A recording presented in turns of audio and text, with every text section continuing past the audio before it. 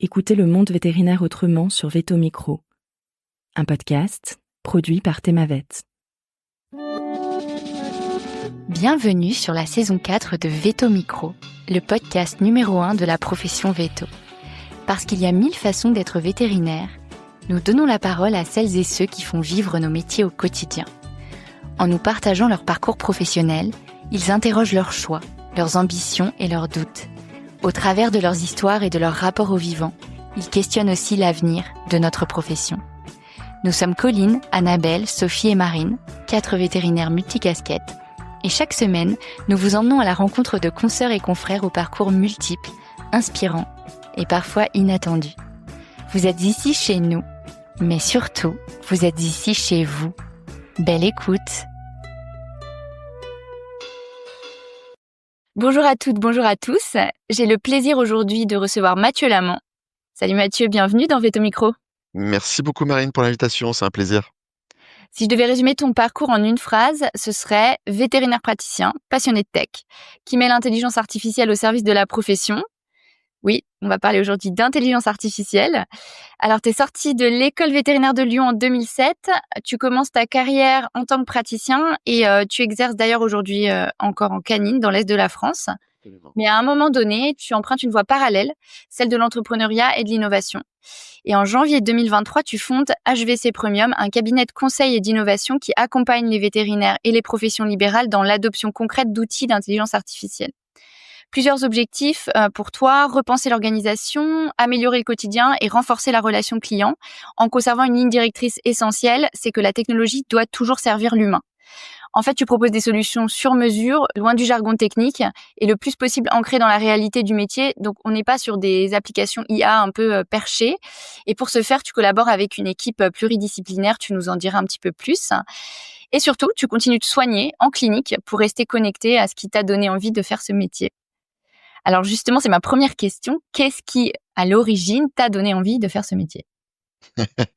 Eh ben, c'est une bonne question. Belle introduction sur le sujet qui me passionne.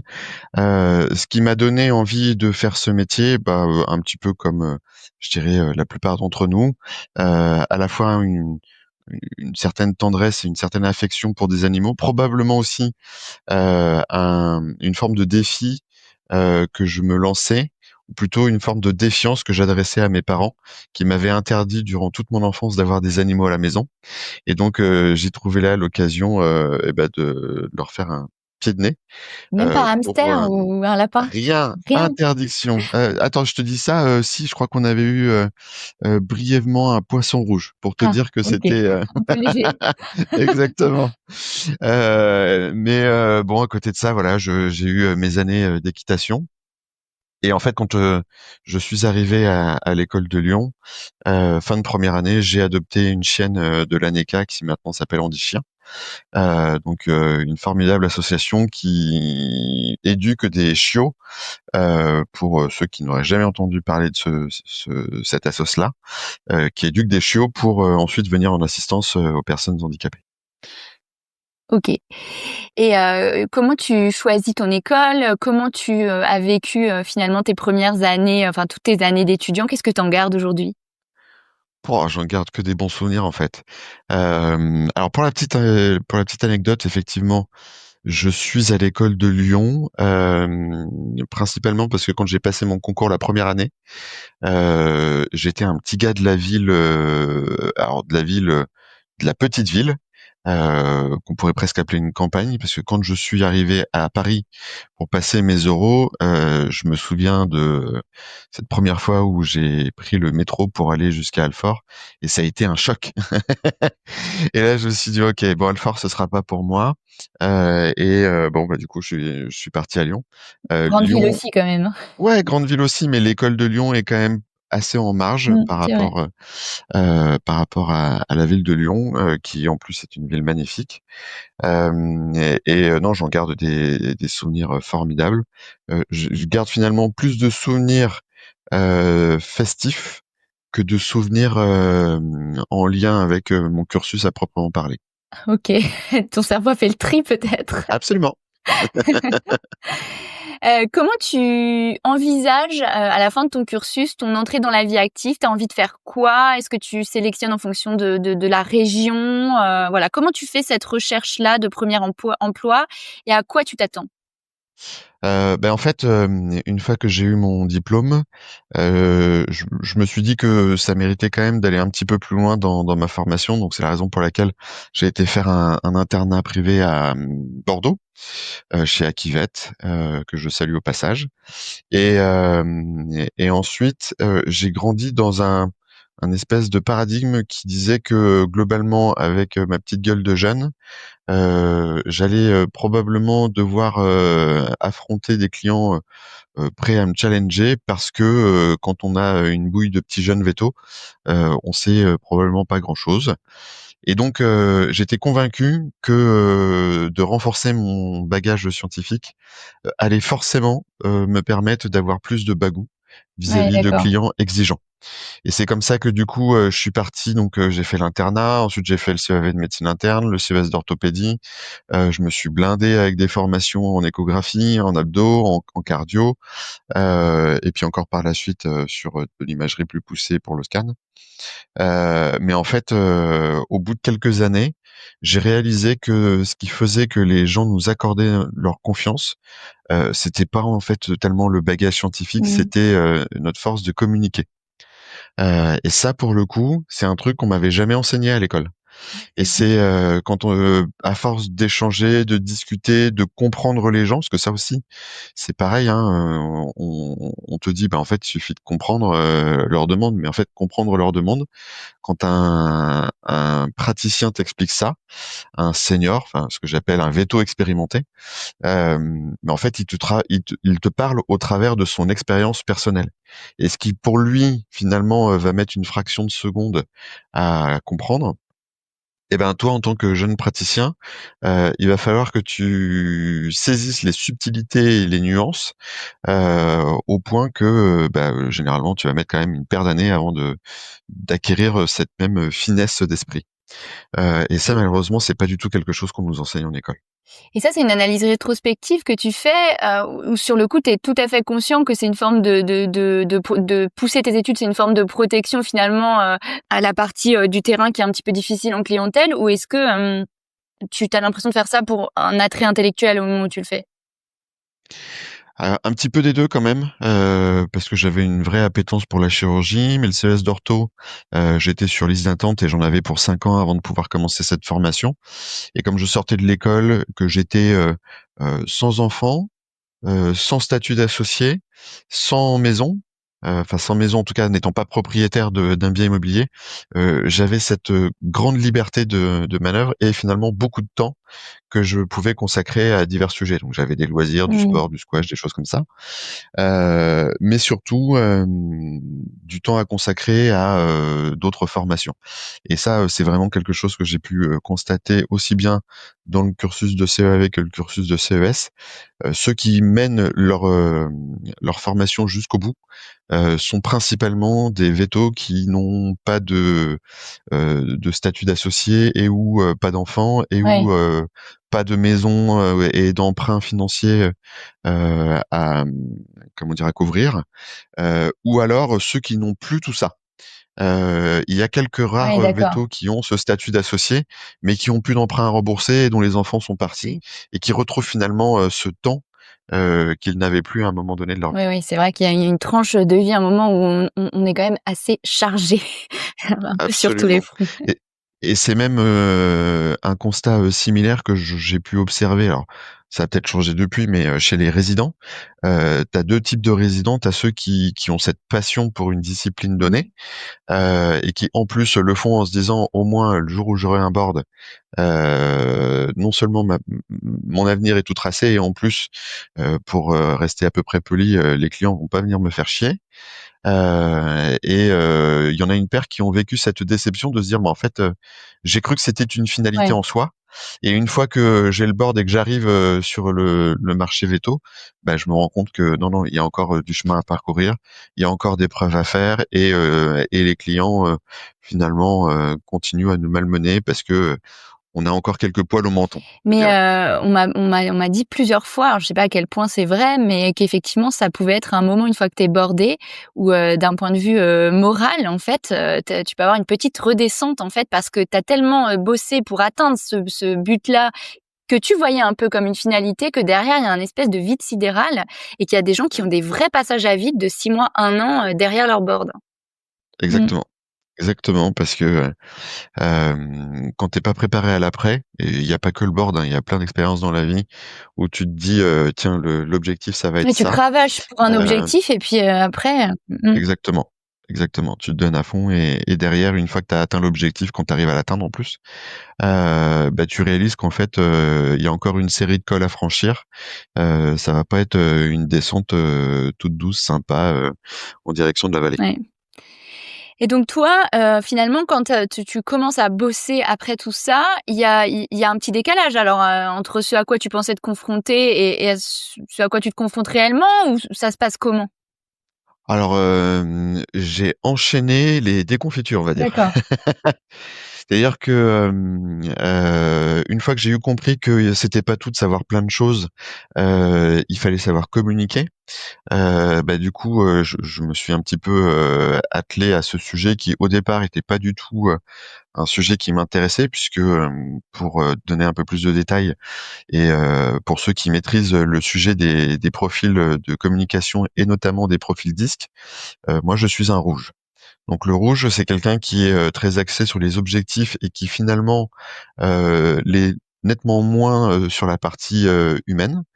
Et donc quand, on me met un patient sur la table, je fais partie de ces gens qui vont être focalisés sur le patient et la résolution du problème, faisant fi quasiment, de toute considération, émotionnelle pour le Mmh. propriétaire. Or, un truc qu'on nous explique pas bien à l'école, c'est que, en fait, on n'a pas un patient, on en a 2 dans Ouais, la bien salle de sûr. Le consultation. seul métier, hein, qui a un patient et un client dans la même salle, hein. Mmh. Et voilà, et où pour le coup, on soigne, d'abord le propriétaire et ensuite l'animal, et le faire dans l'autre sens, c'est pas mener la danse, convenablement. Donc du coup, il a fallu que j'accepte la chose. Et ça, comment tu acceptes cette chose-là? C'est vraiment quand tu découvres ton profil que ou enfin, qu'est-ce qui te fait réaliser, cette remise en question-là? Alors, bah, ça, c'est même pas encore, je dirais au moment où j'ai compris qu'il fallait que j'accorde un tant soit peu d'attention au propriétaire de l'animal que je devais soigner, c'est encore après.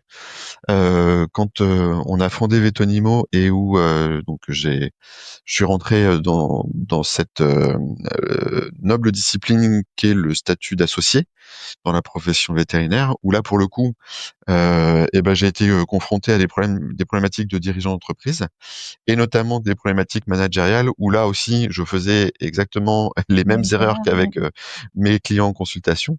C'est-à-dire que pour moi, il y avait un problème et bah, c'est pas compliqué, on va, acheter le matériel qu'il faut, on va écrire les procédures et puis ensuite, une fois que les écrits sont faits et qu'on a formé les équipes, c'est bon quoi, la vie elle va rouler quoi.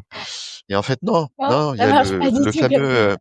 le PFH là, le putain de facteur humain Oui, oui, qui vient tout le j'adore temps mettre ce ouais, ouais, j'adore son grain ce de truc, sable c'est dedans. c'est tellement vrai, quoi, ouais, le putain de facteur Donc humain. voilà. Mmh. Et alors avec mes associés, j'ai passé quelques années à me friter littéralement, sans comprendre pourquoi. Le nombre de fois où, je pouvais, pour moi dire quelque chose d'assez, simple et léger au demeurant, et qui en face, suscitait une vive réaction, émotionnelle, de la part de mes associés. Et je me suis dit: «Bon alors, là maintenant si tu veux, passer encore quelques années sympas dans cette profession-là, tu pas le choix. Il va falloir absolument que tu consacres un temps sur, les rapports humains». Parce que quand tu échanges avec des copains, bah, c'est cool, c'est léger, on peut se dire plein de choses. Par contre, quand, tu es dans un cadre de presque mariage forcé, avec, un statut d'associé et des gens avec lesquels tu vas devoir travailler, quotidiennement, tu peux plus, passer ton temps à te friter parce que, c'est ni bon pour eux, ni bon pour toi, et donc il va falloir se tourner là-dessus. Donc c'est là où j'ai commencé à travailler, le sujet du management. C'est là où, j'ai suivi notamment, les formations de outils du manager, qui t'apprennent plein de choses, dont comprendre la langue de l'autre, hein. C'est-à-dire pour les profils disques, mais ce que j'explique là s'applique aussi bien sur des systèmes de classification comme la ProcessCom ou les MBTA. Il est évident qu'on parle anglais quand on va en Angleterre, il est évident qu'on parle italien quand on va en Italie. Et ben pourquoi est-ce que c'est pas évident de s'adresser à un collaborateur, une collaboratrice ou à un client dans sa même langue? Et donc pour pouvoir parler sa langue, autant faut-il la comprendre dans un premier temps que savoir l'identifier préalablement.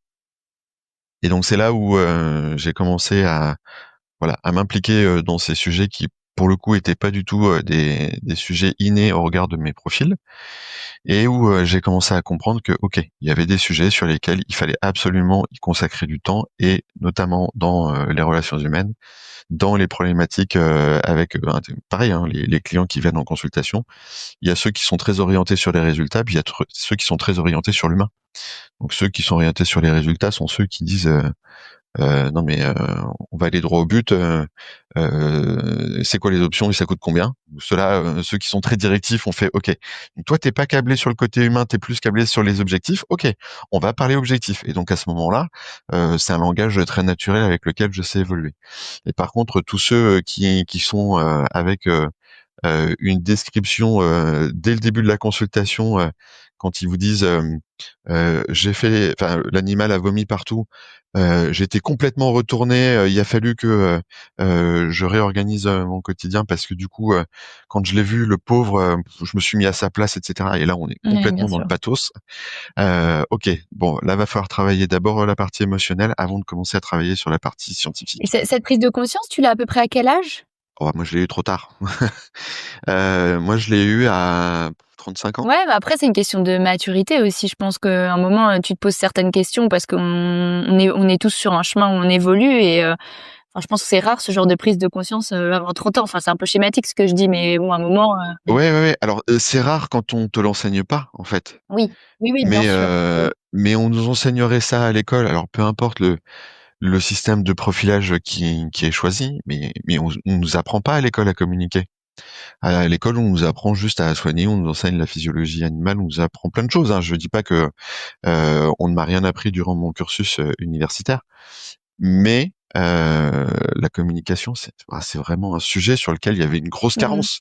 Peut-être un peu moins aujourd'hui quand même. Mmh. Eh ben, ouais, j'ai cru comprendre qu'effectivement maintenant il y avait des cours sur ces sujets-là, fort heureusement. Visiblement, ils ont entendu que les premiers qui arrivaient enfin les étudiants qui arrivaient sur le marché de l'emploi prenaient quelques claques dévastatrices à cause de ça, parce qu'ils n'étaient pas du tout préparés au raz-de-marée Ouais, bien émotionnel sûr. et à la pression des clients qu'ils allaient devoir affronter dès le début de leur carrière. Qu'est-ce qui se passe en 2023? Qu'est-ce qui fait que tu sautes le pas et qui te donne envie de te lancer dans l'innovation et la tech, en tant que vétérinaire? Et ben en fait la transition, bien que radicale en apparence quand on le présente comme ça, s'est fait en 2 temps. C'est-à-dire qu'après avoir étudié les sujets de management, il y a eu les sujets d'optimisation des process, où là pour le coup j'étais beaucoup plus à l'aise, hein, parce que si le sujet c'est d'atteindre un objectif, écrire le parcours était tout de suite quelque chose de plus sympa, mais il y avait quand même des choses que j'ai eu le malheur de devoir réinventer pour optimiser mon quotidien. Et ensuite, une fois que j'ai commencé à travailler ces sujets d'optimisation, il y a eu les sujets de l'automatisation, et en ce moment en fait on vit 2 grandes révolutions. Bien sûr, il y a le sujet de l'IA, mais il y a également le sujet de l'automatisation. Entendons par là les automatisations no code, puisque jusqu'à il y a quelques années, quand on voulait par exemple avoir un dispositif qui répond ou qui traite de manière automatique ou semi-automatique les avis Google de la clinique, eh ben on devait acheter les services d'un développeur informatique ou payer un abonnement auprès d'un prestataire qui le fait. Et aujourd'hui, il est possible, grâce à alors une formation qui en plus va tourner aux alentours d'une semaine, hein, c'est pas non plus quelque chose qui va prendre 1 an.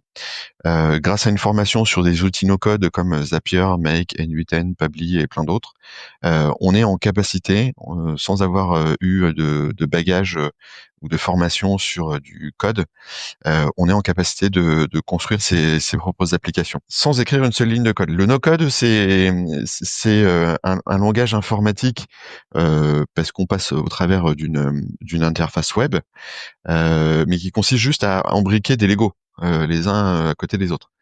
Donc une fois qu'on a compris comment ça marche, on prend le Lego qui appelle les avis Google, puis on va trouver un Lego là pour le coup IA qui va avaler un avis Google et rédiger une réponse dans notre style à nous avec nos éléments de langage, etc.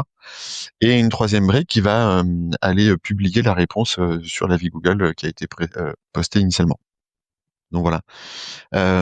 Et en fait, voilà, une fois que j'ai eu ce sujet de l'optimisation, puis de l'automatisation, est arrivé finalement le sujet de l'IA, avec un premier contact en 2021 avec un conférencier que j'ai rencontré lors d'une expertise à l'APM. Alors l'APM, c'est un réseau de dirigeants d'entreprise qui sont très orientés sur le progrès du dirigeant au travers de problématiques managériales.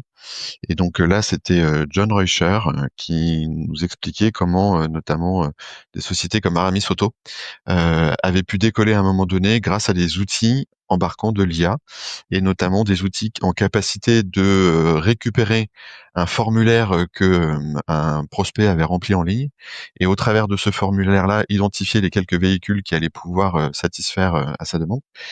Et l'outil, avec cette IA, arrivait à rédiger un argumentaire de vente sur mesure, adapté par rapport aux attentes du prospect.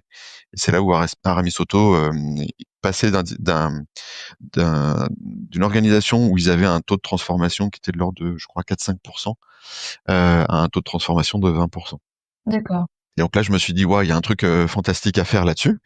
Et après, effectivement, ChatGPT est arrivé en novembre 2022 à disposition du grand public. Et là, waouh, Ouais. Ouais, on a tous eu cet grand effet-là, ouais. effet Waouh! de waouh, où on se dit, ouah, là, il est en train de se passer un truc quand même. Et alors l'effet waouh, il y a eu le deuxième effet qui se coule du pas waouh du tout. Novembre 2022, le deuxième effet qui se coule, le moment où je montre à mes associés l'outil. Et en plus, je prends un exemple relativement léger. Je reprends l'histoire des avis Google, où je dis, regardez les copains, il se passe un truc. J'ouvre une fenêtre ChatGPT vierge de toute programmation, et je récupère un avis Google, et puis je dis, bah tiens, Martine nous a mis un avis 1 étoile. Voilà ce qu'elle a raconté. Je mets un avis quelconque, un avis fictif. J'appuie sur entrée. Et alors que la techno est en train de rédiger l'avis, j'ai la moitié de mes associés qui se lèvent vent debout en disant, c'est hors de question qu'on mette ça chez nous. Ah, ok. Levée de bouclier. Donc ouais, levée de bouclier, mais pourquoi? Parce qu'en fait c'est de l'artificiel, c'est du fake, ok.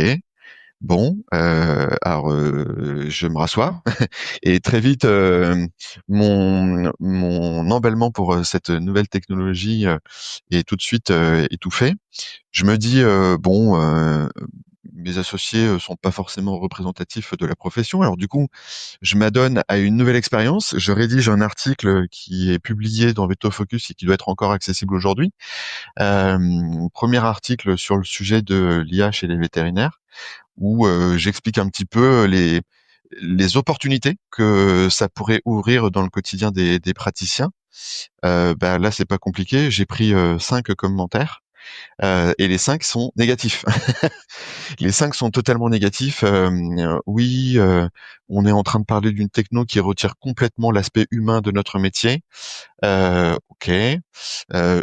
Alors mon préféré, de très loin, c'est celui qui dit, si je le déforme pas trop, un truc du style, c'est du grand n'importe quoi. À l'époque où j'exerçais encore, seul le sens clinique primait et la relation client, et éventuellement les quelques machines d'analyse sanguine pour faire des examens complémentaires. Mais sinon, En gros, c'était un veto qui disait que pour savoir si le chat était diabétique, ben tu récupérais des urines, puis si ça collait, ben il était diabétique. Si tu lui ouvrais la bouche et que ça sentait l'urine à fond, ben il était en insuffisance rénale. Et si en plus ça pouvait sentir la pomme, ben vraisemblablement il était en acidocétose. Et oui, effectivement, ça faisait partie du sens clinique à l'époque, mais il s'avère que il y a plein d'autres sujets qui ont évolué entre temps. Donc voilà. Mais premier retour de la profession ultra Ouais. négatif. Des réticences et à la fois, c'est pas très surprenant parce qu'on a tous des réticences au changement, alors plus ou moins effectivement, mais finalement c'est une réaction assez humaine de au début d'avoir peur. Enfin, tout le monde n'est pas comme ça, mais et les gens parfois ils ont besoin d'un petit peu plus de temps pour passer le cap. Et aujourd'hui, je pense qu'ils commencent à le Complètement. passer. Alors en fait, c'est quand on se fait une rétrospection sur le sujet, il y a eu la même chose avec Google. C'est-à-dire que les vétos ont eu une certaine inquiétude avec Dr Google, ce qui n'a absolument pas changé leur quotidien. Le nombre de clients qu'on a par an qui nous disent j'ai été regardé sur Google et donc le diagnostic c'est ça. Je pense que si on en a 2 dans l'année, c'est le bout du monde. La plupart du temps, ils ont été regardés sur Google et en fait, ça les a confortés dans l'idée qu'il fallait consulter un véto. Et donc du coup, c'est bien, c'est bon pour notre business ça. Et ChatGPT fait la même chose. Après, reste à savoir un petit peu ce qui se cache derrière, parce que quand c'est sorti en 2022, oui, effectivement, il y a eu déjà un petit effet waouh. Faut pas oublier qu'à cette époque-là, 30% du temps, ça racontait des bêtises. Oui, bien sûr.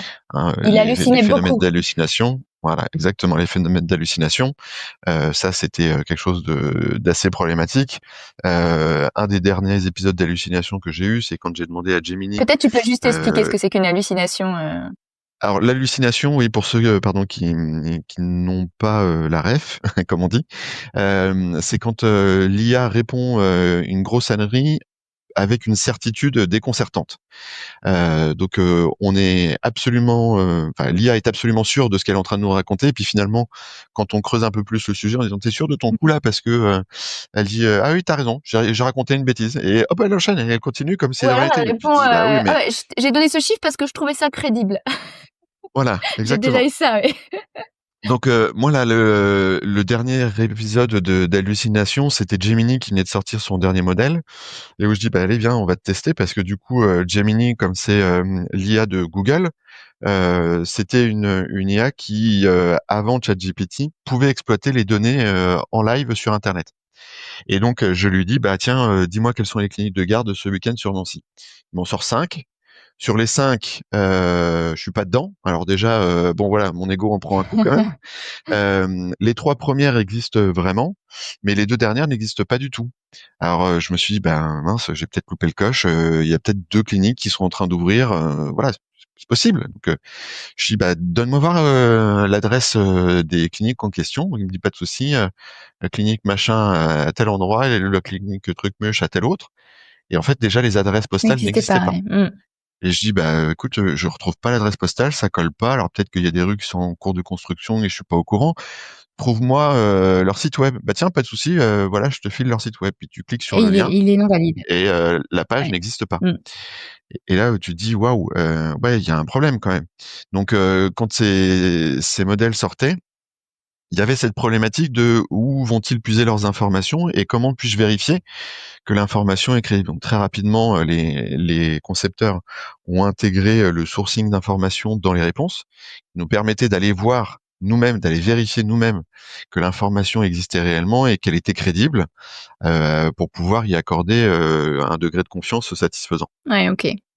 Voilà. Alors j'aimerais bien qu'on parle des exemples concrets de transformation de fonctionnement pour les vétérinaires grâce à toutes ces technologies. Alors je sais que tu as des choses à nous partager sur plein de thématiques différentes. Peut-être qu'on peut commencer par la partie, communication, parce que tu en as déjà pas mal parlé. En quoi ça peut, transformer les choses d'un point de vue, communication?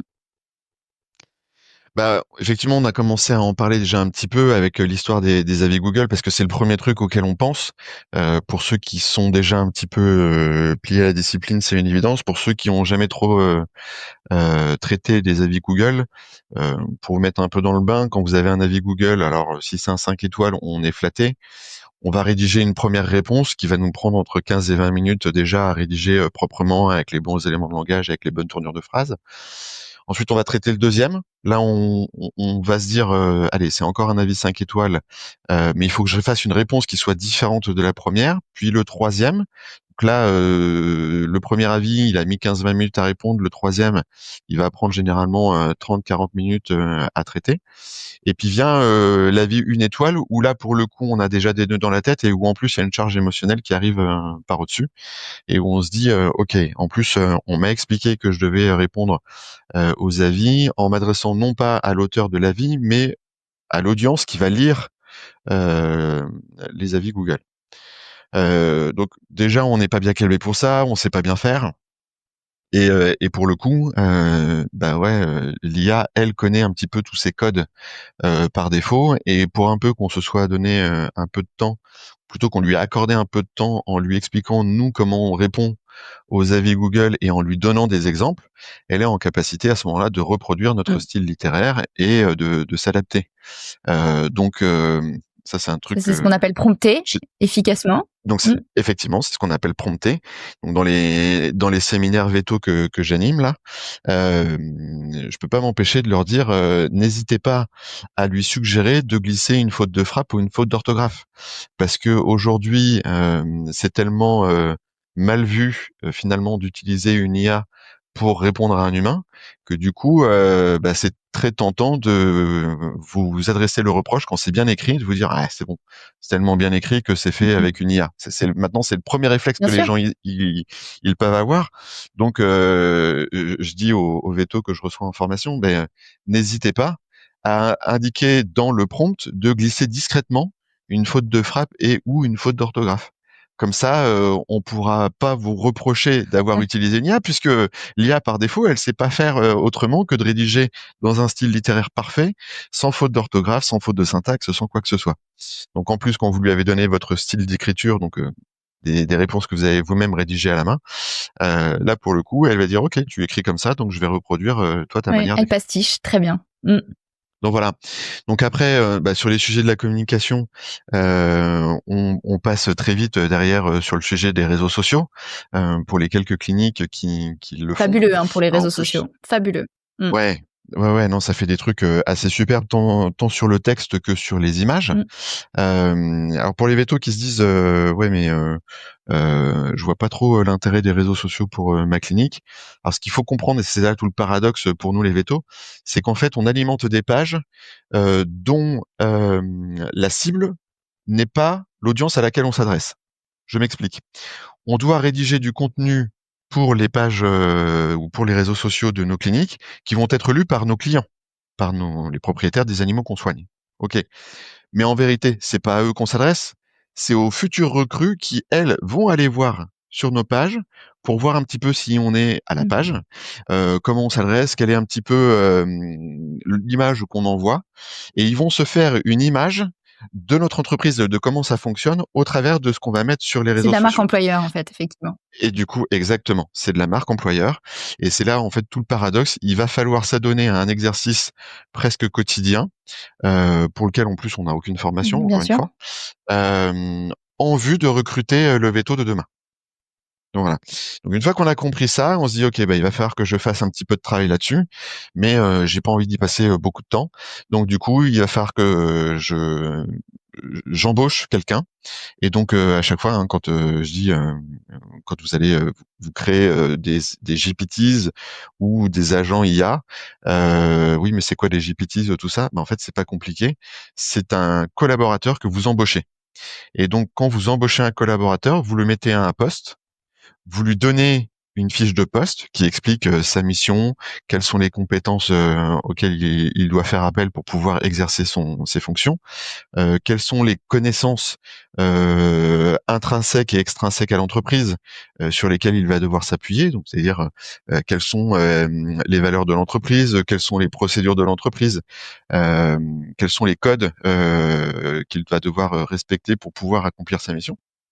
Et donc une fois qu'on a compris ça, en gros, on a fait un prompt, donc c'est-à-dire cette première directive que l'on adresse à une IA pour pouvoir accomplir sa mission. Et donc là, on va rédiger une fiche de poste pour un community manager dans l'exercice au sein de ma clinique vétérinaire. Et alors en plus, ce qui est formidable, c'est que quand on ne sait pas exactement quoi mettre dans une fiche de poste de community manager, ou même qu'on ne sait pas quel est le profil qu'on doit recruter, posons la question à C'est l'IA. marrant, j'ai fait ça hier pour un poste de committee manager. Je lui ai demandé Et de faire voilà. la fiche de poste et j'ai changé à peu près 10% pour l'ajuster à nos besoins.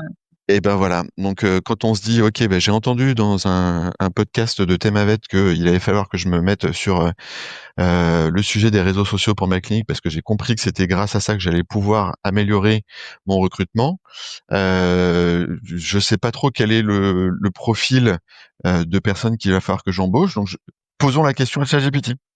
Quel est le profil qu'il va falloir embaucher? En fait, c'est un profil de community manager dans une agence de com. Ok, très bien. Quelles sont les compétences ou les caractéristiques de ce community manager? Il va falloir qu'il sache communiquer avec les codes des réseaux sociaux, etc. Ok, viens, on rédige une fiche de poste. Ok, rédigeons sa fiche de poste, mais donc avant de rédiger sa fiche de poste, on va demander à l'IA de nous poser toutes les questions nécessaires pour pouvoir collaborer ensemble sur la rédaction d'une fiche de poste. Et donc l'IA va poser toutes les questions pour lesquelles les réponses sont nécessaires afin de rédiger une fiche de poste appropriée. En gros, on est en train de faire du prompt engineering là. Oui, bien sûr. Donc cette discipline qui est née avec l'IA, qui consiste à rédiger un prompt adapté pour non pas un collaborateur humain, mais un collaborateur numérique, une IA. Et après, une fois qu'on a le prompt, on le réinjecte dans une fenêtre vierge de ChatGPT et on lui dit voilà, toi ton job, ça va être de m'aider à rédiger des posts pour les réseaux sociaux. On va faire aussi bien du texte que de l'image. Et c'est parti, roule ma poule. Nous, c'est les réseaux sociaux, c'est un cas d'école. Moi, je travaille évidemment dans la presse, donc aujourd'hui, l'intelligence artificielle, il y a plus une journée sans laquelle je travaille. Enfin, c'est plus possible. Je me demande même comment. Enfin, on a tellement gagné en productivité que parfois je me dis, mais comment on faisait avant? Oui. Mais sur les réseaux sociaux, je pense qu'on a gagné 70% de temps à peu près sur notre rédaction de. Donc nous, c'est vraiment un assistant rédactionnel parce qu'on rédige énormément de contenu, que ce soit pour les annonceurs. Pour les intros de podcast. En fait, maintenant, tout y passe. C'est vrai que il y a pas très longtemps, j'ai dû rédiger, j'avais une 50aine de mails transactionnels à rédiger pour un site. Donc, les mails transactionnels, c'est vraiment les mails automatiques sur un site. C'est ce que j'avais fait entièrement à la main pour Themavet Job. C'est fabuleux. Il le fait mieux que moi. Et j'ai gagné 80% de temps. C'est complètement hallucinant. Donc sur cette partie communication, production de contenu, c'est très clair. Est-ce que tu vois d'autres domaines finalement dans le métier du vétérinaire praticien ou du vétérinaire chef d'entreprise, d'autres cas d'usage? Alors, en fait, le sujet le plus complexe pour moi, c'est plutôt où ne pas en mettre. Parce que quand on aborde le sujet de où est-ce que l'IA peut venir en aide aux praticiens, en fait, un peu tout le temps. On abordait donc le sujet de la communication. On peut utiliser l'IA aujourd'hui sur des systèmes de délestage téléphonique lors d'afflux d'appels entrants de la part de nos clients. Ensuite, on peut utiliser l'IA également pour faire des réponses assister plutôt l'équipe dans la réponse aux mails. Alors quand en plus tu as paramétré l'IA en lui donnant un certain nombre d'éléments pour qu'elle puisse elle-même lire les mails de la clinique et puis rédiger des brouillons, quand l'équipe arrive derrière, si le brouillon il est déjà rédigé, ça va quand même vachement plus vite. Et puis ensuite, dans le quotidien des praticiens, alors moi j'aborde généralement ce sujet en disant il y a globalement 4 grands items où le praticien ou le vétérinaire au sens large peut se faire assister par de l'IA. Il y a la communication, premier sujet qu'on a abordé. Il y a la consultation. C'est quand Ça, même c'est un sujet important. qui est pas des Ouais. moindres. Mmh. Ensuite, il y a toutes ces problématiques managériales et toutes les tâches administratives pour lesquelles on peut encore avoir un support IA. Sur la partie consultation, tu peux détailler un petit peu? Et ben sur la partie consultation, les 2 grandes tendances qui font le buzz en ce moment, dans la profession, ce sont les scribes IA, donc ces logiciels qui enregistrent la consultation en vue de rédiger un compte rendu pour le praticien, pour ses archives. Donc ça, c'est ce qu'on appelle des scribes IA et ce qui est assez fantastique là-dedans, c'est que le scribe IA peut, après avoir écouté la consultation, rédiger un compte rendu pour les archives, mais il peut également rédiger un compte rendu, par mail au propriétaire, ainsi qu'un compte rendu par mail au véto qui nous a référé le cas. C'est-à-dire qu'à partir de la même donnée brute de départ, la consultation, ce qu'on a échangé avec le propriétaire de l'animal qu'on est en train de soigner, eh ben, on est en capacité, de rédiger, différents types de comptes rendus Tu là peux même te où, faire un audio encore où il discute avec aujourd'hui le client. oui, oui, Non oui, mais oui, oui, on peut je plaisante un absolument. peu parce que ça n'a pas d'intérêt, mais en vérité, moi ça j'ai vu, c'est complètement, dingue, hein. Enfin, c'est-à-dire qu'il est Oui, capable de à partir d'un contenu, de compte rendu, de te refaire une conversation avec le client sur ce sujet. Mmh. oui, absolument, absolument. Mais en fait, bah, c'est marrant que tu en parles parce que, si tu veux, moi, quand j'ai commencé à travailler sur ce sujet de l'IA, je me suis dit: «Ouais, il y a un vrai sujet. Est-ce qu'on se donnerait pas un petit moment là pour faire un brainstorming sur tous les sujets où, globalement, j'aimerais gagner du temps?» Et donc j'ai commencé la réflexion sur, la consultation et je me suis dit: «Bah, déjà en amont de la consultation, est-ce qu'une IA serait pas en capacité de me venir en aide?» Et c'est là où je me suis dit: «Bah, probablement que si, il faudrait faire une IA qui discute avec les gens avant de venir en Mmh. consultation pour pouvoir, faire un recueil d'anamnèse et de commémoratifs». Et donc c'est, ce qu'on a appelé, chez nous, Julie Prédiag. Alors, je donne toujours des petits prénoms, à mes IA, généralement parce que, je rends hommage aux gens qui m'ont inspiré pour les faire. Et donc, Julie Prédiag, c'est une IA qui peut papoter avec les gens soit par une interface chat, soit par une ligne téléphonique. Donc les gens, peuvent composer un numéro et discuter avec, Julie qui, du coup, va, leur demander quel est le motif de consultation. Et après avoir identifié, quel est le problème qui amène les gens à prendre contact avec Julie, va poser toute une série de questions dans l'objectif de déjà établir un pré-diagnostic. Alors, elle a une interdiction absolue de discuter avec les gens parce que, enfin de discuter avec les gens. En tout cas, de formuler des Bien sûr. diagnostics avec les gens parce que c'est absolument interdit. Mais sa finalité, c'est ça. Mmh. C'est avec les gens, je discute juste, je pose une série de questions pour vraiment comprendre un petit peu de quoi on va parler en consultation. Quand les gens posent la question de pouvez me dire si c'est grave, si c'est pas grave, est-ce que ça peut être une tumeur ou est-ce que ça peut être autre chose? Elle a pour instruction de ne pas répondre à cette question et d'expliquer que, bah, elle est pas programmée pour ça. Elle collecte juste des informations. Mais une fois qu'elle a réalisé sa mission, elle sait, transmettre, un rapport, exhaustif au praticien, incluant derrière des hypothèses diagnostiques et les examens complémentaires qu'elle suggère. Comme ça, le praticien, il arrive en consultation, il sait déjà à peu près de quoi on va parler. Il va reposer quelques questions clés pour être sûr que l'IA a bien mené sa réflexion.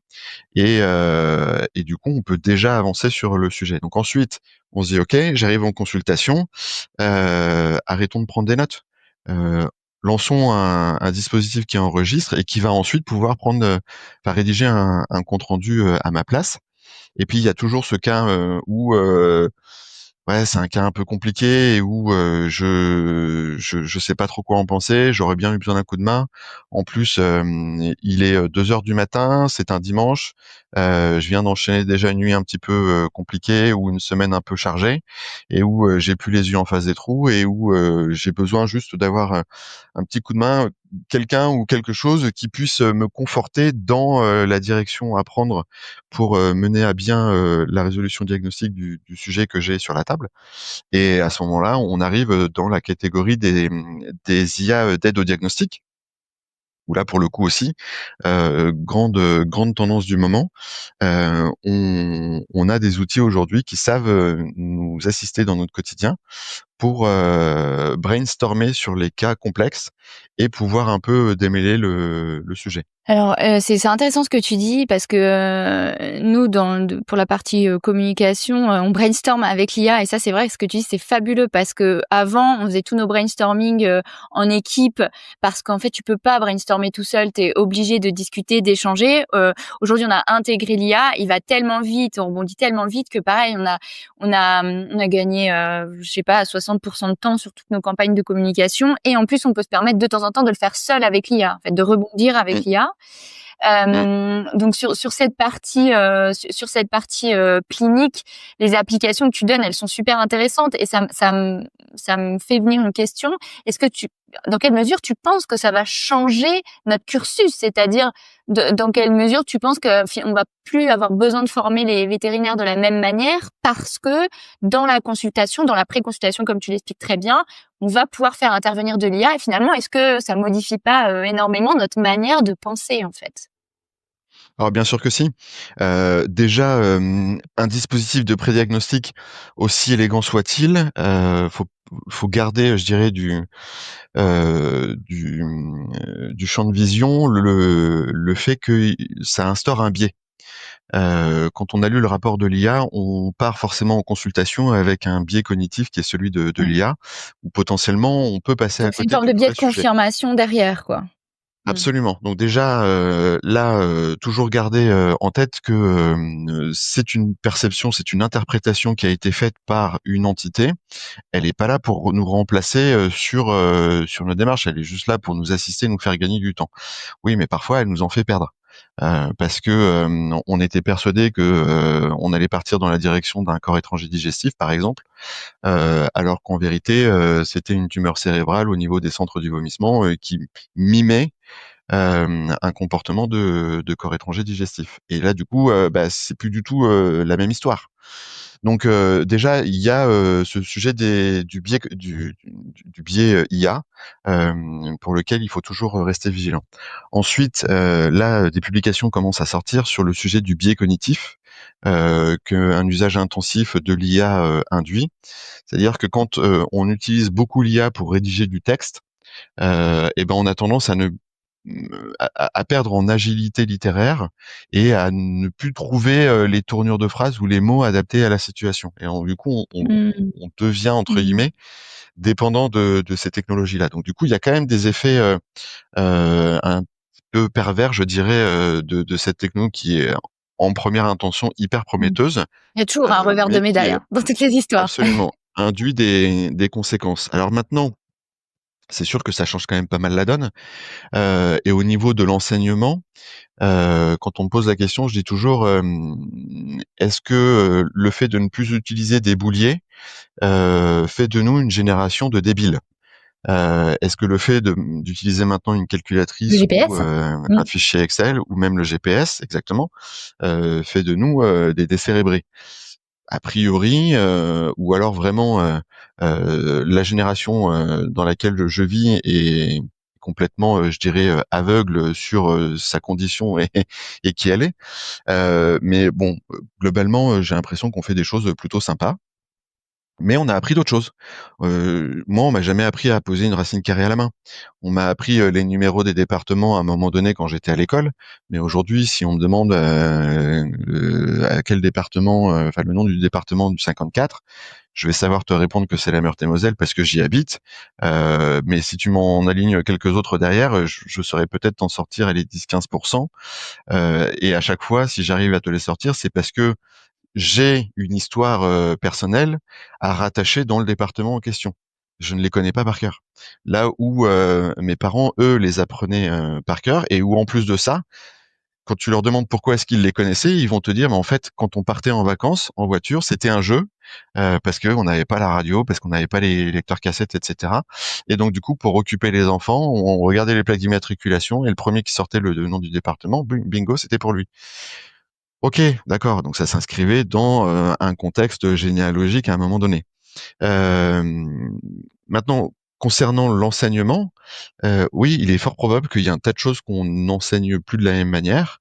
Il est fort probable aussi que ça libère du temps Parce qu'on a peut-être moins à retenir pour par cœur et qu'on doit plus apprendre oui. à réfléchir, du coup. Et là, pour le coup, je pense que ce temps-là pourrait être consacré à plein d'autres choses, hein. Je dis toujours que si on m'avait consacré un peu de temps dans mon cursus sur la communication, mais aussi sur le mind mapping et sur la lecture rapide, rien que ces 3 sujets-là, je pense que mon parcours professionnel aurait été probablement plus agréable, notamment à ses Tu peux débuts, expliquer ce que que ce c'est qui que n'a le été. mind mapping? Alors le mind mapping, c'est une représentation mentale d'un sujet. Donc là où, par exemple, si on enseigne aujourd'hui l'insuffisance rénale au travers d'un polycopié avec de temps en temps un petit peu de graphique, le mind mapping consiste à faire une représentation graphique de l'intégralité du sujet. C'est très Et puissant, donc, hein. on va avoir au centre de cette représentation graphique le sujet. Donc là, par exemple, l'insuffisance rénale. Et ensuite, on va avoir des arborescences qui vont intervenir. Donc, par exemple, imaginons qu'on parle effectivement de l'insuffisance rénale. On va avoir une arborescence sur la physiologie de l'insuffisance rénale. On va avoir une arborescence sur la partie diagnostique de l'insuffisance rénale et toute la graduation de l'insuffisance rénale. Donc, par exemple, ok, insuffisance rénale, diagnostic, ok, diagnostic, les paramètres sanguins avec du coup l'urée, le phosphore, le calcium, etc. Les paramètres hémodynamiques avec la pression sanguine, la protéinurie, et à chaque fois qu'on arrive dans une sous-branche, ça induit d'autres sujets derrière. Et le fait d'avoir cette représentation graphique visuelle avec des petits icônes, avec des couleurs, fait que le cerveau, il emmagasine beaucoup mieux les informations à mémoriser. Donc, pour ceux qui se souviennent de leurs années de bactériologie ou de pharmacologie quand on était sur les bancs de l'école Veto, là on était sur du catalogue à avaler en dur, là où potentiellement les cours d'anat étaient peut-être un peu plus faciles à retenir, parce qu'une fois qu'on avait vu le muscle ou le nerf et son trajet, on arrivait un peu Par plus contre, fallait facilement à dessiner, hein. comprendre. À la Ouais, main. ouais. Franchement, très dur, quoi. Mais du coup, la masse de données était quand même assez équivalente à de la bactério ou de la pharmaco, et pourtant le cerveau arrivait un peu mieux à encaisser la masse d'informations parce qu'il y avait du visuel. Donc voilà. Donc du coup, le mind mapping, c'est exactement ça. Et la lecture rapide. Avec les bénéfices qu'on peut non seulement y attribuer de manière assez évidente en se disant que on peut lire un document 5 à 10 fois plus vite quand on voit les documents, enfin la quantité de documents qu'on doit lire dans la journée. Le fait est que le mind mapping et la lecture rapide s'accompagnent d'un remodelage cérébral. C'est-à-dire que quand on commence à s'approprier la méthodologie en question, le cerveau est façonné différemment et les schémas neuronaux changent et évoluent également de manière assez radicale. C'est très marrant parce qu'il y a une étude de fait sur les chauffeurs de taxi, enfin ceux d'avant qui connaissaient toutes les rues de Paris et ceux d'après le GPS. Et effectivement, les activations et les chemins neuronaux n'étaient pas les mêmes. Donc effectivement, c'est hyper intéressant parce qu'en fait, l'être humain, selon le contexte dans lequel il vit, il va pas faire les mêmes connexions, quoi. Mais ça veut pas dire que c'est moins bien ou mieux. Ouais. Du coup, ce que j'entends, c'est que finalement, là, tu nous donnes des exemples qui montrent que, en fait, l'intelligence artificielle, elle peut alléger la charge mentale des professionnels de santé à plusieurs égards. Aujourd'hui, est-ce qu'il y a des freins? Est-ce que tu peux nous parler des freins, des limites que tu peux voir, des dérives? Tu as commencé à en parler un petit peu. Et si toi, tu vois ça chez les vétérinaires, enfin, tu vois encore des levées de boucliers ou si les choses se sont améliorées? Oui, des levées de boucliers, j'en ai toutes les semaines, hein, parce que forcément, quand vous expliquez qu'une technologie va pouvoir faire une partie de notre job, ça suscite quand même quelques inquiétudes, quelques remises en question. Est-ce que je vais me faire remplacer par l'IA à un moment donné? Peut-être que oui, peut-être que non. Aujourd'hui, on n'a pas encore toutes les cartes en main. Mais ça suscite quand même quelques inquiétudes, quelques défiances. En plus, c'est une technologie qui évolue très vite. Prenons par exemple le cas de l'imagerie Oui, c'est le cas médicale. d'école. J'allais t'en parler, c'est le cas d'école. Ouais. le cas de l'imagerie médicale, aujourd'hui, les technos qui fonctionnent bien sont des technos que on dit programmés en deep learning. Donc, pour clarifier le sujet, vous montrez à quelqu'un ou quelque chose 1 million d'images sur laquelle il y a un canard, et après, la personne ou la techno vous dit, bon bah a priori, ce que tu me montres là maintenant, ça a la couleur d'un canard, ça fait le bruit d'un canard, ça a l'odeur d'un canard. Je pense à 95% que c'est un canard. Voilà. Donc du coup, bah, les technos sont développés comme ça. Et le fait est qu'aujourd'hui, les IA génératives, quand on les prompte, on leur explique comment dire, les étapes à suivre. Et quand on se rappelle comment on nous a enseigné l'imagerie médicale, bah, c'est exactement ça. On nous a fait du prompt engineering. On nous a dit, ben, tu affiches la radio. Déjà, tu vas faire une lecture d'ensemble. Le chien, on a fait des clichés radio parce qu'il tousse. Mais déjà, tu vas faire un scope de l'ensemble. Tu vas évaluer la qualité de la radio. Ensuite, tu vas aller quand même regarder un petit peu la colonne vertébrale, le cou, l'abdomen, enfin tout ce que tu vois un petit peu autour. Et puis petit à petit, tu vas faire un focus sur la partie thoracique, puis intrathoracique. Tu vas analyser ce que tu peux identifier au niveau de la silhouette cardiaque, puis au niveau des champs pulmonaires, etc., etc. Et en fait, on nous a fait de l'apprentissage de lecture d'imagerie par des techniques similaires à ce qu'on retrouve dans le prompt engineering. Et donc, je ne serais pas surpris que dans un avenir relativement proche, on puisse jouer avec des technologies qui seraient en capacité déjà d'avaler du DICOM, donc le fichier d'imagerie médicale, ce qu'aujourd'hui les IA génératives ne savent pas faire. Hein. Elles lisent juste un JPEG. Et la quantité d'information est quand même beaucoup moins importante dans un JPEG, puisque pour ceux qui maîtrisent pas bien le sujet, quand vous regardez une image, si c'est du JPEG, cette photo, vous la basculez pour en voir l'épaisseur et vous avez une feuille de papier. Ça, c'est du JPEG. Alors que quand vous avez un DICOM, cette image que vous avez devant les yeux, vous la basculez et là, vous avez un classeur. Donc, il y a une quantité d'informations au travers de ce qui, en apparence, est une image, et est beaucoup plus importante. Sauf que, bah oui, mais aujourd'hui, les IA génératives, elles sont pas éduquées pour. Quand tu dis à échéance courte, on est sur quoi, une dizaine d'années, moins que ça? Ouais, je serais pas surpris qu'on voit des trucs émerger d'ici 1 an ou 2. J'ai pas entendu parler d'initiative en particulier à ce sujet, mais voilà, il y a une partie de moi qui peut pas s'empêcher de penser que si on apprend à l'humain à faire de l'imagerie médicale au travers d'un processus similaire à du prompt engineering, qu'est-ce qui empêchera à un moment donné une IA d'apprendre l'imagerie médicale de manière Moi, similaire? j'ai vraiment Voilà. des amis imageurs qui disent que à l'échelle de leur qui ont mon âge, hein, je suis un tout petit peu plus jeune que toi, qui disent qu'à l'échelle de leur carrière, il y aura pas de changement parce que en fait, il y aura peut-être des changements sur l'humain et qu'un humain globalement bah, c'est assez homogène, alors que en médecine vétérinaire, il y a des chiens de plein de formats, des chats très différents, et que pour eux, peut-être il y aura des évolutions à la fin de leur carrière ou pour ceux d'après, mais que ça changera rien à l'échelle de leur carrière. Qu'est-ce que tu en penses de ça? Bah, j'ai un avis un peu plus mitigé là-dessus, notamment parce que souvent on a tendance à avoir cette approche au regard des technos qui sont disponibles aujourd'hui, qui ont alors 2 faits remarquables. Le premier, ça prend du temps quand même de montrer 1 million d'images de canards à une techno qui va devoir reconnaître des canards après. Quand un enfant, je crois, il a besoin de 3 fois pour reconnaître un canard. Mmh. Oui, oui, oui, oui. Puis en plus, l'IA, dès que tu commences à partir sur des concepts abstraits, imaginons que tu lui montres un canard rose, elle va dire waouh, c'est bizarre, ça a la forme d'un canard, mais c'est à la couleur d'un cochon.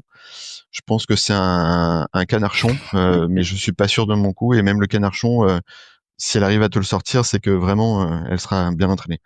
Et donc, quand même, ça met du temps. Et le deuxième fait qui est à bien comprendre, c'est qu'aujourd'hui, on demande à ces algorithmes de lecture d'imagerie de faire quelque chose qu'aucun imageur, aussi bien en médecine véto qu'en médecine humaine, ne tolérerait de faire aujourd'hui dans son exercice quotidien.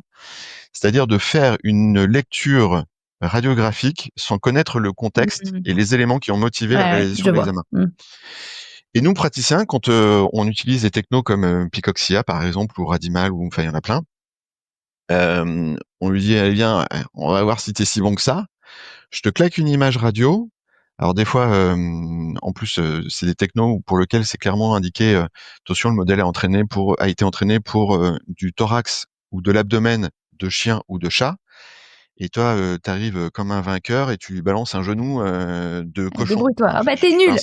voilà. Alors déjà, il n'a pas été entraîné pour cette région-là et en plus, c'est pas la bonne espèce non plus. Donc forcément, tu vas avoir une expérience un peu décevante. Mais bon, admettons que tu lui files une radiographie de thorax de chien avec un œdème cardiogénique. Et là, l'IA, elle va te dire, j'ai l'impression qu'il y a un œdème périhilaire. Euh, je dirais avec une certitude de 85-90%. Et là, le praticien, il fait, non, mais t'es débile ou quoi? Mais non, mais c'est un œdème périhilaire. Oui, mais en fait, elle sait pas pour quelle raison ou dans quel contexte on a fait la radio. Elle sait pas que effectivement c'est un chien cardiaque, c'est un cavalier King Charles avec déjà un traitement et qui en plus de ça est arrivé en consultation parce qu'il a une toux et une détresse respiratoire. Tous ces éléments de contexte-là, ils les ont pas. Et donc au final, si tu arrives à combiner les éléments contextuels avec leurs algorithmes de lecture, je pense que elles arriveraient à faire ce que finalement l'humain fait lui-même, ce que l'imageur fait lui-même, c'est à un moment donné se mouiller, parce que les spécialistes en imagerie, ils le font tous. Ils se disent voilà, au regard de tout ce que tu m'as raconté et de ce que je vois, moi je pense que c'est ça. Et puis tu as toujours cette petite phrase à la fin qui dit attention, cette conclusion est à corréler aux éléments cliniques auxquels le praticien est confronté. Donc en gros, cette petite phrase-là, elle dit, c'est la phrase synonyme de attention, l'IA peut faire des erreurs. Hein, donc tu as à un moment donné une personne ou quelque chose qui a fait une interprétation d'une information, mais sans être en première ligne, et donc c'est toujours à corréler aux éléments cliniques. Ouais, ok. Ok. Et sur la partie plutôt les limites que tu vois, les dangers que ça pourrait avoir pour la profession. Il y a déjà des. Alors le cas de figure qui est pas si exceptionnel que ça, c'est quand même, il faut pas oublier qu'à la base on est des professionnels du métier de la santé animale et que on est censé savoir se débrouiller en toutes circonstances. Alors en France, on est plutôt gâté au niveau des infrastructures informatiques et électriques. Ne pas oublier que c'est pas le cas partout. Qu'il y a quand même des fois où on est privé d'un certain confort et qu'il s'agit de pouvoir quand même savoir faire, je dirais, le minimum vital pour notre patient en situation archi dégradée. Et donc, quand on est à un moment donné avec une coupure d'électricité dans la clinique qui peut durer plus ou moins longtemps en fonction des travaux, en fonction de ce qui a provoqué la panne électrique, il s'agit pas non plus de se retrouver à un moment donné où on se dit merde, j'ai plus d'électricité, j'ai plus de ChatGPT, j'ai plus de radio, j'ai plus d'écho, j'ai plus d'analyseur sanguin. Comment je fais? Et là, c'est la fameuse expression des jeunes, le back to basic, où on se dit, ok, il faut quand même que je puisse savoir me débrouiller en situation dégradée, en situation de code noir pour les structures hospitalières en humaine, où on se dit, ok, imaginons, on n'a plus d'électricité, on n'a plus d'ordinateur, on n'a plus rien. On en revient à l'âge du papier, cette époque où pour le coup les ordinateurs n'existaient pas et où il va falloir quand même savoir se débrouiller avec les éléments dont on dispose. Alors c'est sûr, on va aller moins vite, on va pouvoir gérer moins de patients en même temps, mais il faut quand même garder à l'esprit que ça peut arriver tout instant et garder les réflexes élémentaires de notre métier. Très clair. En préparant cette interview, j'ai lu l'article d'Astrid de Boissière qui sera en ligne au moment de la publication de cet épisode et tu parles d'autres cas d'usage que tu as mis en place, toi, au sein de ton équipe, notamment un outil d'évaluation morale. Est-ce que tu peux Oui. m'en dire un peu plus? Donc là, on parle d'un outil qui s'appelle Team Monitor chez nous. Alors le Team Monitor, c'est un dispositif. Alors c'est relativement simple, hein. Le concept, c'est d'aller faire un petit check-up hebdomadaire des membres de l'équipe pour savoir un petit peu quel est le moral des troupes. Donc ils reçoivent une notification par mail une fois par semaine pour remplir un petit check-up qui prend moins de 2 minutes, où ça leur pose des questions assez simples, hein. C'est quel est votre moral cette semaine sur une échelle de 0 à 10? Pouvez-vous illustrer en quelques mots ce sentiment? Ensuite, ça pose des questions relativement simples sur quels ont été vos succès, quelles sont vos difficultés, quelles sont vos préoccupations du moment. Voilà, ça pose 4-5 questions comme ça. Et ça a déjà le gros avantage de pouvoir transmettre au manager une alerte quand un collaborateur manifeste des signes de souffrance. Alors de souffrance morale, hein, au sens large, des signes de mal-être.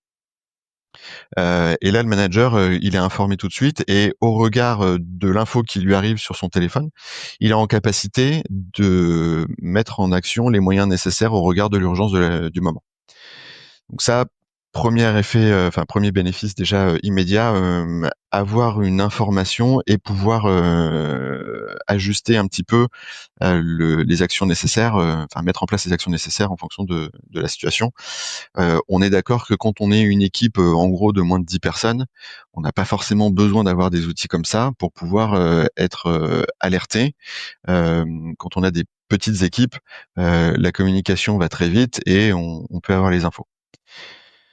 Ensuite, le deuxième sujet, c'est que toutes ces données sont archivées dans une base de données qui est à disposition du manager. Et quand vient, notamment à la fin de l'année, le difficile exercice des entretiens individuels, hein, qui est quand même une obligation légale pour le coup, et où on se dit qu'est-ce qu'on va bien pouvoir se raconter, je vais recevoir mon collaborateur, de quoi on va parler.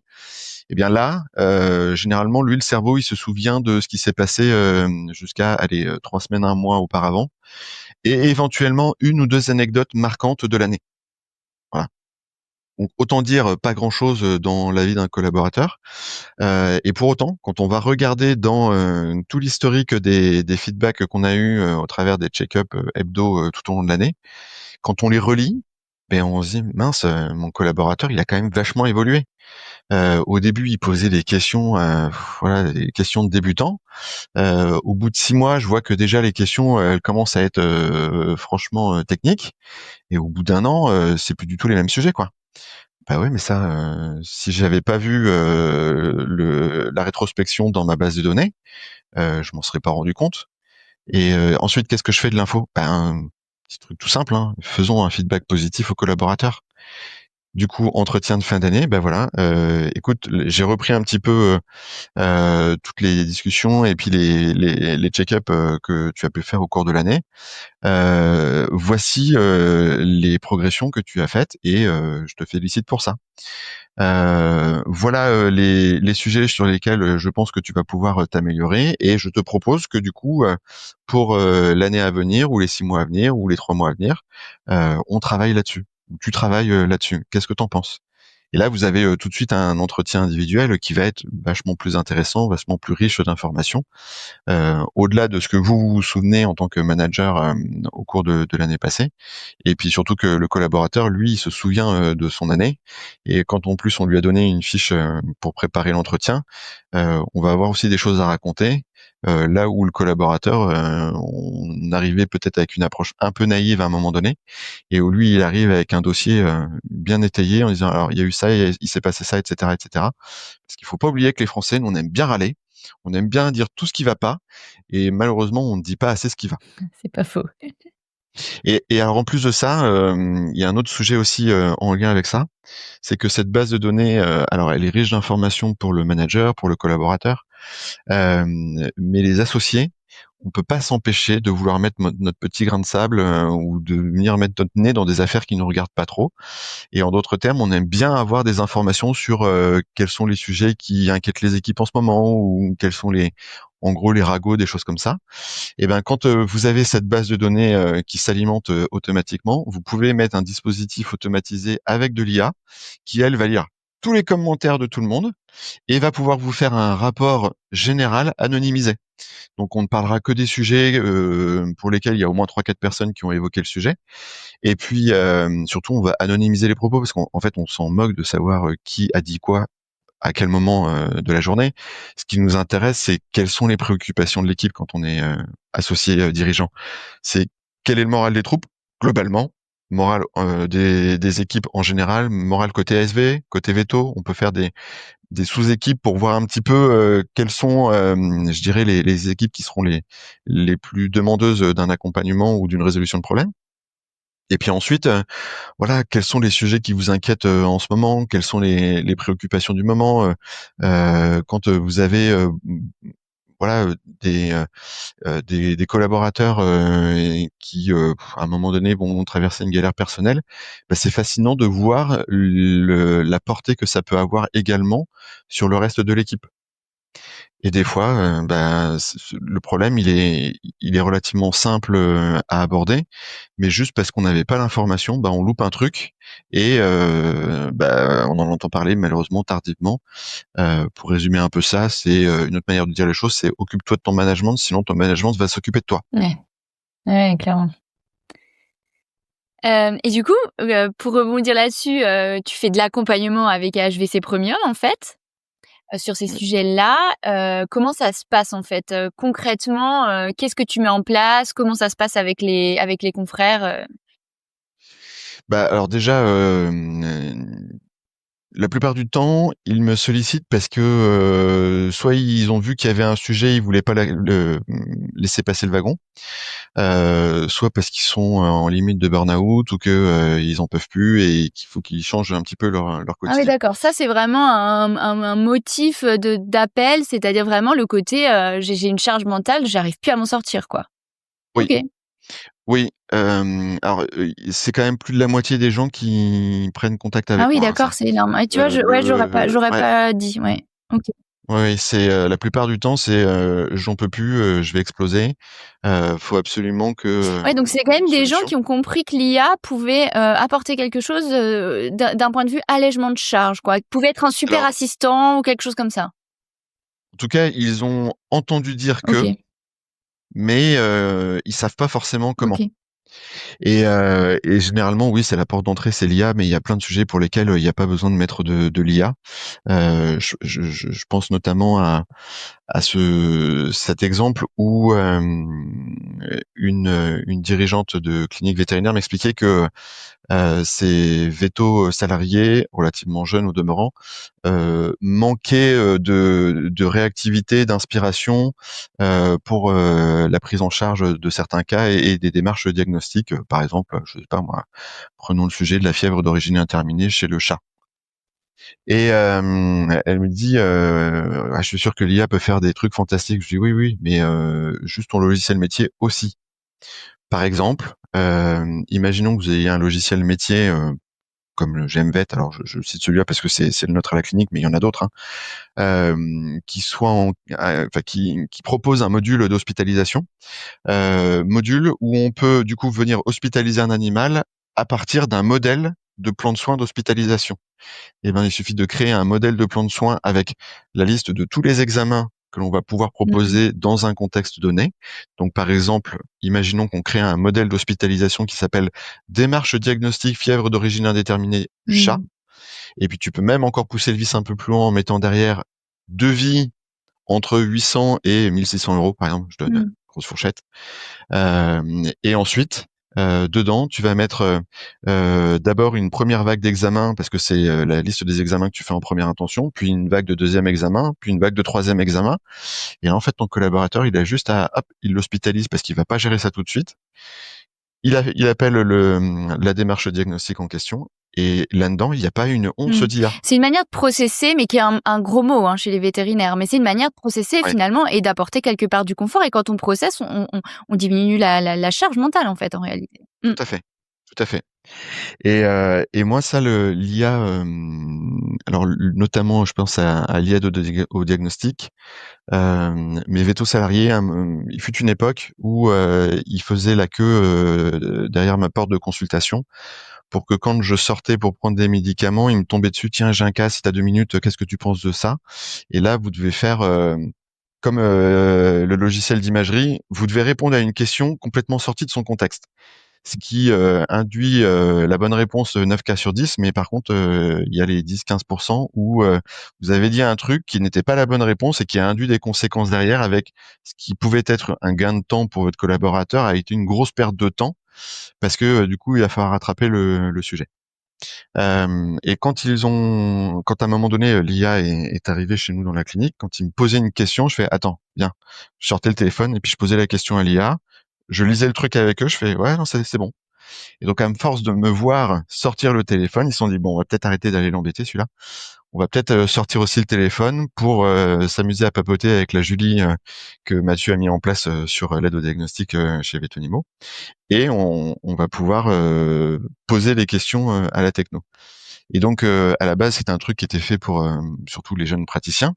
Et quel plaisir ça a été quand j'ai un de mes plus anciens vétos associés seniors qui me dit non mais moi j'adore hein, parce que ça me rappelle que il y a des trucs que j'oubliais et donc pour les cas où c'est bon c'est un truc facile ah bah merde non en fait ça c'est peut-être pas un truc aussi simple parce que là j'ai épuré les hypothèses auxquelles je pense à chaque fois donc ça veut dire qu'il va falloir que je me recortique un petit peu les neurones là pour essayer de comprendre un petit peu de quoi il en est, de quoi il s'agit. Et ben à ce moment-là, je peux papoter avec l'IA qui me ramène sur les bancs de l'école ou dans mes manuels ou dans mes proceedings parce qu'on a tous une base de données qui est quelque part dans le réseau informatique de la clinique qu'on sous-exploite. Et donc là, pour le coup, cette IA, elle s'appuie sur toutes les données qu'on a été compilées à droite à gauche, le nombre de formations qu'on paye à nos collaborateurs et qui reviennent avec des proceedings en veux-tu en voilà. On se dit bah c'est cool, on a l'info, oui, mais est-ce que tu vas vraiment les lire dedans parce que quand t'es dans le jus, t'as pas le temps? Non, Ouais. Mmh. non. Et pour en revenir à l'accompagnement, donc toi tu prends on va dire les enjeux, les problématiques, et derrière tu fais quoi? Tu réalises un audit? Alors, il y a plusieurs approches. Déjà, il y a les vétos qui veulent mettre les mains dans le cambouis et ceux qui veulent Oui, qui veulent pas un du truc tout un en peu entendre clé en parler. main. Mmh. Ouais, Voilà. tout à fait. Donc ceux qui veulent un truc clé en main, généralement, effectivement, on commence par la phase audit, puis un catalogue de solutions disponibles. Alors c'est pas que des solutions HVC, hein, il y a plein de sujets pour lesquels il y a déjà des technos qui existent et qui font ça très bien, et où on va pas réinventer l'eau chaude. Non, mais tu apportes un Euh, conseil sur un outil, le bon outil quoi. et- Mmh. Exactement. Et donc là, j'interviens plus avec la casquette du consultant en optimisation. Et après, il y a alors, il faut savoir en plus que l'audit des cliniques Veto, en vue d'aboutir sur de l'automatisation et ou de l'intégration, déploiement d'intelligence artificielle en son sein, c'est comment dire, c'est une prestation qui est subventionnée par la BPI aujourd'hui. Donc, la Banque populaire d'investissement de France alloue des subventions pour les TPE-PME, donc en gros pour n'importe quelle structure de soins Veto, pour cette mission d'audit, voilà, d'identification de tous les sujets pour lesquels il peut y avoir de l'automatisation ou de l'intelligence artificielle à intégrer. Puis c'est pas des petites enveloppes, hein, c'est quand même des enveloppes qui peuvent monter jusqu'à 7 000 à 8 000 euros, donc voilà, ça vaut le coup. Ouais. Et ils ont même une autre subvention qui s'appelle Premier Projet IA. Donc une fois qu'on a tapé dans la subvention pour l'audit, on a une deuxième subvention qui peut nous accompagner sur toute la partie intégration d'une IA dans l'entreprise. Donc là, on y met dedans de la formation du personnel, du développement sur mesure. Enfin, il y a vraiment plein de choses. Donc ça, c'est pour les vétos qui sont pas trop technophiles et puis qui veulent aller vite au résultat, avec en plus donc des dispositifs d'accompagnement. Et puis il y a quand même une proportion non négligeable de vétos qui eux aiment bien savoir comment ça marche. Et plus encore, j'ai besoin de savoir comment ça marche parce que d'une part, ça va me rassurer moi sur l'usage que je vais pouvoir en avoir. Je vais en connaître les limites et les forces. Mais plus encore, je vais pouvoir reproduire ou fabriquer d'autres IA derrière. Eh ben, ok, pas de souci. Donc à ce moment-là, pour cette population-là de consoeurs et confrères, on fait des séminaires de formation sur la compréhension de l'intelligence artificielle au sens large.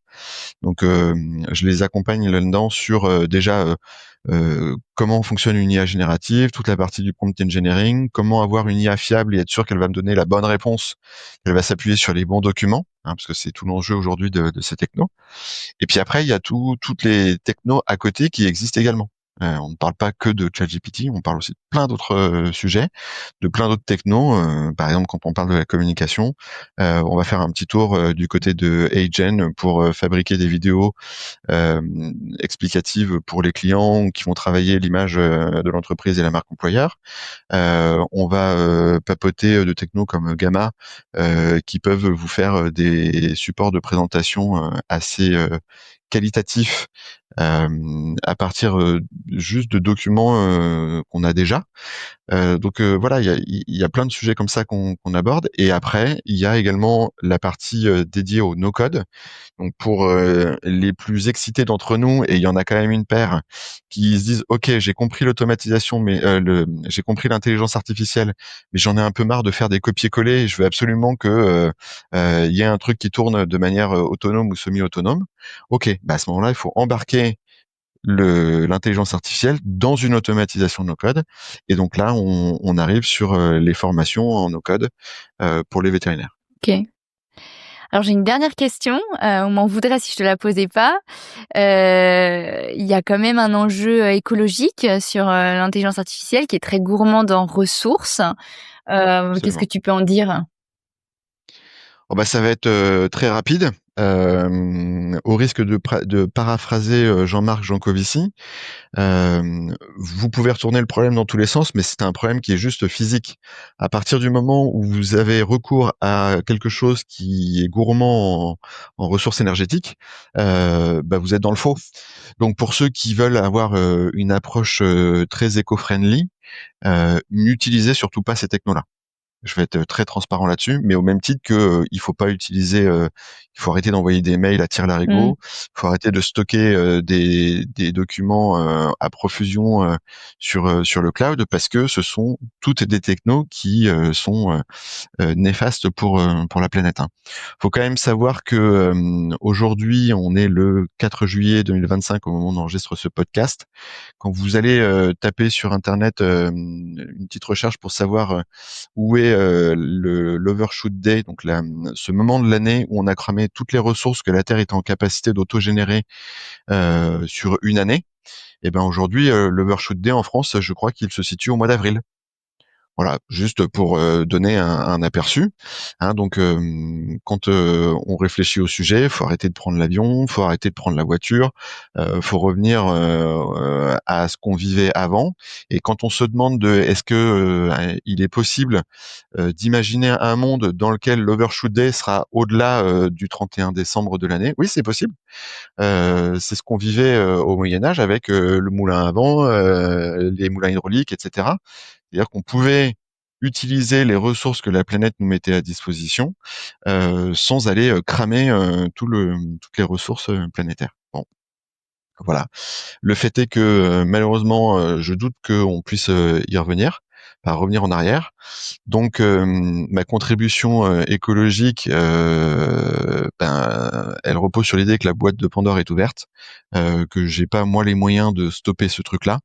Par contre, si je peux apporter une contribution en expliquant ou plutôt en transmettant tout ce que j'ai testé et appris au cours du temps, de manière à ce que ma profession, mes confrères et consoeurs, ainsi que les autres corps de métier qui tournent autour de cet univers-là, puissent directement bénéficier de tout l'enseignement que j'ai pu en tirer à titre personnel, plutôt que de reproduire tous les tests que j'ai fait au cours du temps. Bah ok, peut-être il y a effectivement une contribution écologique là-dessus.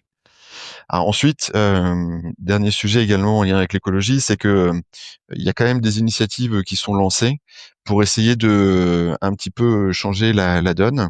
Donc là, pour le coup, il y a des Chinois. On peut leur adresser beaucoup de reproches, mais les Chinois s'amusent en ce moment à envoyer des fermes de serveurs informatiques en orbite pour que justement ça aille produire de la chaleur là-haut Donc en première approche, ça se veut plutôt élégant, hein. C'est-à-dire que ce sont des fermes de serveurs informatiques qui vont aller utiliser toute la partie énergie solaire qu'ils peuvent capter là-haut, voire même ils ont un projet là d'aller implanter une centrale nucléaire sur la Lune.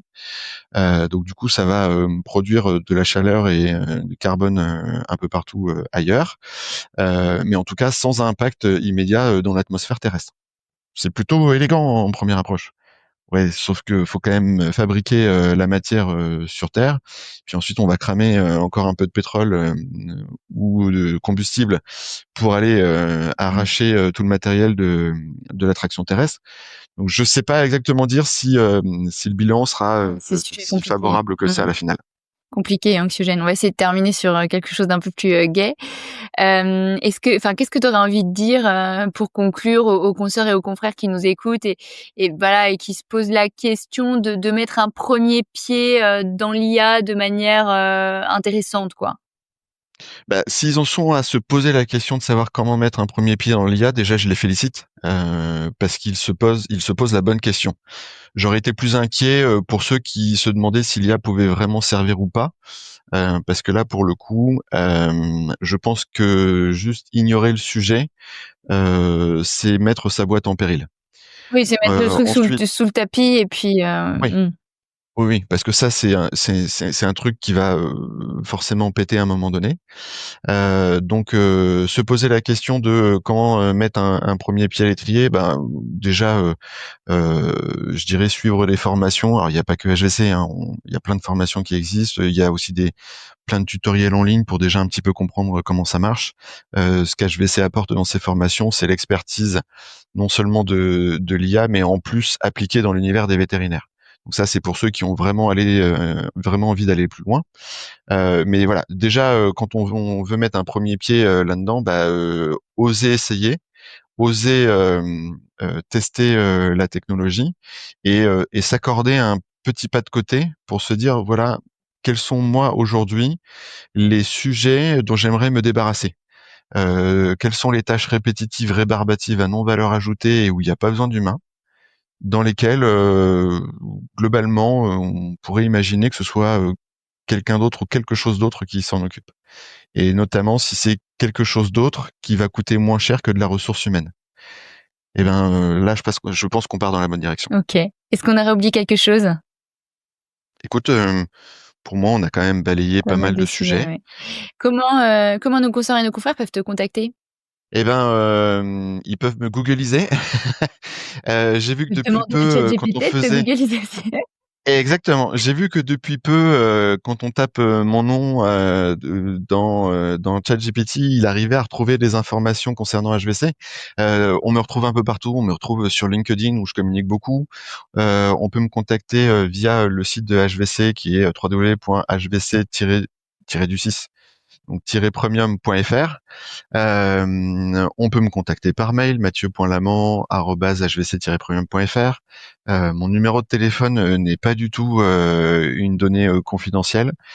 C'est le 07 56 86 87 T'es 17. le Enfin, deuxième, voilà. t'es le deuxième à le donner sur Veto Micro. Ouais. C'est vrai? Ah ouais, non mais j'ai aucune gêne à le faire parce que déjà c'est un téléphone pro, ce qui veut dire que quand je ne suis pas au boulot, le téléphone est Mmh. éteint, il s'éteint automatiquement. Donc que mes confrères, consoeurs ou personnes intéressées sur le sujet n'hésitent pas à appeler à toute heure du jour ou de la nuit sans avoir la gêne de me déranger parce que la ligne est active globalement de 9h à 18h du lundi au vendredi. En dehors de ces créneaux-là, ils vont tomber sur mon Bon, répondeur. très bien et c'est marrant, je reboucle parce que hier j'ai dû faire un document sur le droit à la déconnexion, justement sur ces sujets-là de téléphone pro, de Teams et cetera et c'est ChatGPT qui me l'a fait en 5 minutes. Voilà, je pense que j'y aurais passé une bonne heure ou 1 heure et quart sans ChatGPT. Donc Exactement. écoute, c'est peut-être la bonne conclusion sur ce super assistant que peut être l'intelligence artificielle. Merci, c'était très chouette et puis c'est un sujet qu'on n'avait jamais abordé et je trouvais que c'était quand même nécessaire de l'aborder pour cette saison 4. Moi, quand je vois à quel point ça a changé ma manière de travailler, la manière de travailler de mon équipe, je suis très contente qu'on ait pu aller un peu le fond de ce sujet tout en restant très pragmatique et très concret sur les cas d'usage que tu as présentés. Donc, merci beaucoup, Mathieu. Merci à toi, Marine. Merci à toute l'équipe Thémavet de m'avoir donné l'occasion d'échanger sur ce sujet qui me passionne. Et puis, voilà, j'adresse plein d'encouragements à la profession qui saura s'enquérir du sujet d'une manière ou d'une autre avec sagesse, critique et détermination comme elle a toujours su le faire pour plein d'autres sujets. Merci d'avoir écouté cet épisode de Veto Micro. Si le cœur vous en dit, partagez-le à vos amis et à vos collègues, abonnez-vous au podcast et mettez-nous une note de 5 étoiles avec un gentil commentaire. C'est ce qui nous permet de remonter dans les classements et de donner de la voix à la profession. Si vous souhaitez participer à Veto Micro, nous suggérer des invités ou tout simplement nous écrire, faites-le sur l'adresse podcast@themavet.fr. Prenez soin de vous et à la semaine prochaine pour écouter une nouvelle façon d'être vétérinaire.